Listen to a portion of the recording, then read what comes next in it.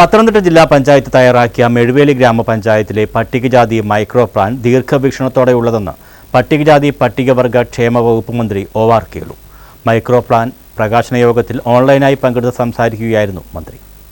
പട്ടികജാതി പട്ടികവർഗ വിഭാഗങ്ങളുടെ അടിസ്ഥാനപരമായ വികസനത്തിന് സർക്കാർ വലിയ ശ്രമമാണ് നടത്തുന്നത്. മെഴുവേലി ഗ്രാമപഞ്ചായത്തിൽ പൈലറ്റായി തയ്യാറാക്കിയ മൈക്രോ പ്ലാൻ സംസ്ഥാനത്ത് മറ്റു പഞ്ചായത്തുകളിൽ നടപ്പാക്കുന്നത് പരിശോധിക്കുമെന്നും മന്ത്രി പറഞ്ഞു. എല്ലാ തരത്തിലുമുള്ള ക്ഷേമ പ്രവർത്തനങ്ങളും ഉറപ്പുവരുത്തുന്നതിന് വേണ്ടിയിട്ട് ജില്ലാ പഞ്ചായത്ത് മുൻകൈയെടുത്ത് നടപ്പാക്കുന്ന മൈക്രോ പ്ലാൻ വളരെ ശ്രോതാകരമായിട്ടുള്ള ഒരു കാര്യമായിട്ട് മനസ്സിലാക്കാൻ വേണ്ടി സാധിക്കുന്നു.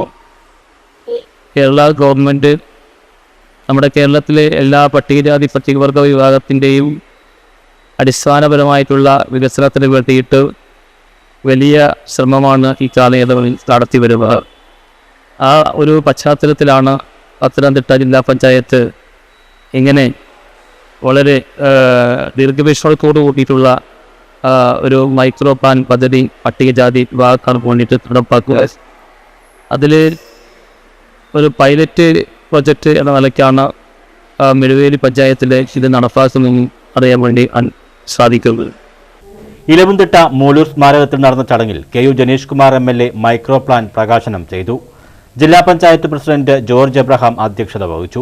ജില്ലാ പഞ്ചായത്ത് ആരോഗ്യ വിദ്യാഭ്യാസ സ്റ്റാൻഡിംഗ് കമ്മിറ്റി അധ്യക്ഷൻ ആർ. അജയകുമാർ, ക്ഷേമകാര്യ standing committee chairman Giji Mathew, വികസനകാര്യ standing committee chairperson C K. Lathakumari, Pandalam block panchayat president B S. Aneesh Mon, block panchayat അംഗം രജിത കുഞ്ഞുമോൻ, മെഴുവേലി ഗ്രാമപഞ്ചായത്ത് വൈസ് പ്രസിഡന്റ് അനില ചെറിയാൻ തുടങ്ങിയവർ പങ്കെടുത്തു.